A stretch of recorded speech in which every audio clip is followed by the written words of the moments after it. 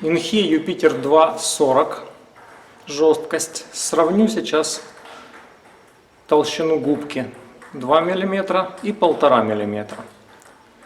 Про 2 мм подробный обзор уже делался, можете его посмотреть, ссылку найдете под роликом. Я сейчас хочу рассказать про 1,5 мм, в чем разница между ними и что куда применять.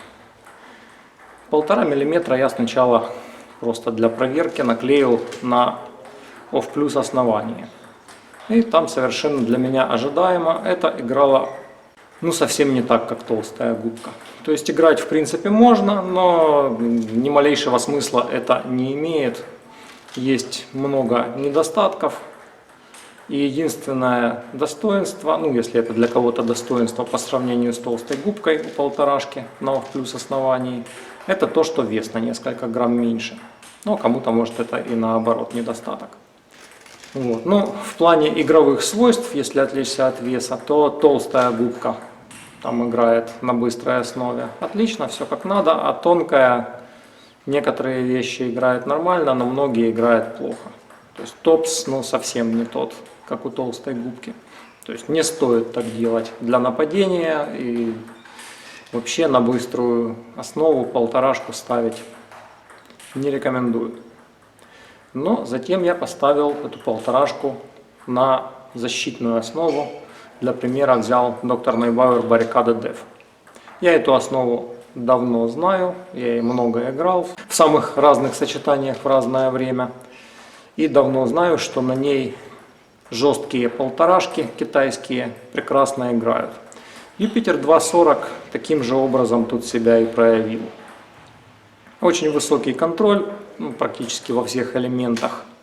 Очень мощное вращение можно делать при топ-спине, причем топ-спин делается комфортно, и можно разные делать. То есть можно стрелять очень быстро, с удобных мечей естественно. Можно делать очень мощное вращение, причем с другой стороны я поставил длинные шипы. И в таком сочетании, хотя накладка Юпитер 240 полторашка как бы и жесткая, но на этой основе и с длинными шипами с другой стороны ощущение не жесткое, она ощущается не как мягкая, и не как жесткая. Хорошо так прожимается, чувствуется большая задержка мяча, можно легко варьировать, по какой траектории хочешь топ сделать, там низкий или наоборот высокий, по дуге запустить, сколько вращения придать, благодаря большой задержке мяча и тому, что все это вместе работает довольно мягко, это все легко варьировать. В общем, такие накладки, как Юпитер 240 полторашка, рекомендую ставить защитникам на защитные основания. Там они работают хорошо. Единственное, что надо помнить, это в общем-то и не новость, что атакуя таким сочетанием, нужно атаковать максимально остро, либо по скорости, либо по вращению. Так как если с защитной ракеткой против нападающего ввяжешься в обмен ударами, то нападающий тут будет в выигрышном положении, а защитник наоборот. То есть защитнику тут нужно выигрывать в 1-2 хода. Но зато таким сочетанием, если правильно выбирать удобные мячи и направление атаки, как раз выиграть в 1, реже в 2 хода и легко. Как раз суть в том, чтобы первая же атака была в подавляющем большинстве случаев и последней.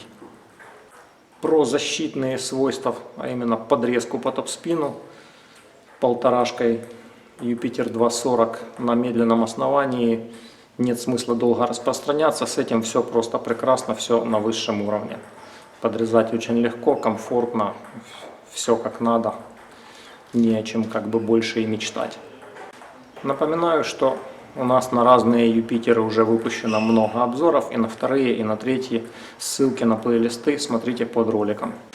Особо нужно отметить у такого сочетания очень злобные возможности для агрессивной подрезки на столе. То есть можно подрезать очень быстро, можно подрезать с очень сильным нижним вращением, можно подрезать с очень сильным верхнебоковым вращением, такая получается атакующая подрезка. То есть это именно вот такими сочетаниями, то есть медленные основы, и чтобы была задержка мяча побольше. Хорошо такие элементы получаются, рекомендую иметь их в своем ассортименте тем, кто играет подобными сочетаниями.